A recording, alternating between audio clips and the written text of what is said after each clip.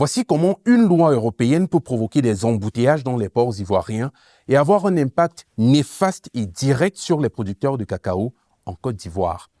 La grande récolte de cacao 2026-2027 devrait commencer, selon les sondages, avec 8 à 10 semaines de retard en Côte d'Ivoire. Cela est dû à une météo difficile, certaines plantations mal entretenues et une récolte intermédiaire qui s'est prolongée plus longtemps que prévu. Normalement, tout ceci serait surtout un problème agricole. Sauf que, entre-temps, une nouvelle règle européenne risque de transformer ce retard en un problème national. À partir du 30 décembre 2026, les grandes entreprises qui vendent du cacao sur les marchés européens devront désormais prouver que leurs produits ne viennent pas des terres déboisées avant décembre 2020. Cela signifie que chaque cargaison devra donc être traçable. Il faudra pouvoir remonter jusqu'à la parcelle où le cacao a été cultivé, identifier sa position géographique et vérifier qu'aucune forêt n'a été détruite pour produire ces fèves. L'objectif pour l'Union africaine est celui de lutter contre la déforestation. Sauf que sur le terrain en Côte d'Ivoire, cette règle demande beaucoup plus de préparation.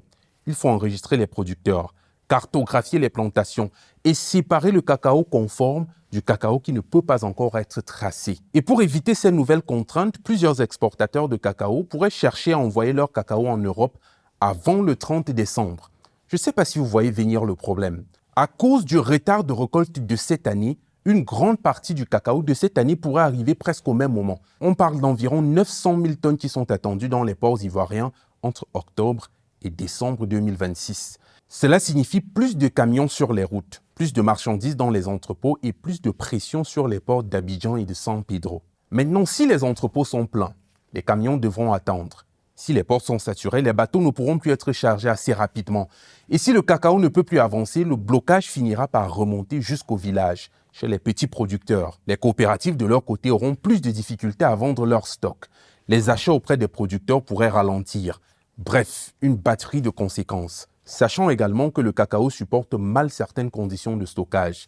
Avec l'humidité, les fèves peuvent perdre la qualité ou développer des moisissures. Certains producteurs pourraient alors être obligés de vendre rapidement à des intermédiaires, parfois dans des mauvaises conditions à des prix bas, simplement pour obtenir de l'argent rapidement.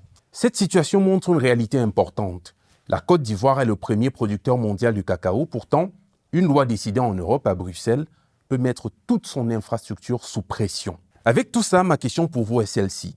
Au vu de ce retournement de situation, qui a véritablement le contrôle sur le cacao ? La Côte d'Ivoire, premier producteur de cacao au monde, ou l'Union européenne, premier transformateur de cacao au monde? Parlons en commentaire. Je suis Livingston Amand et c'était Afo au quotidien. Continuez de suivre Afo Média pour un narratif africain sans complaisance, mais sans condescendance. À demain.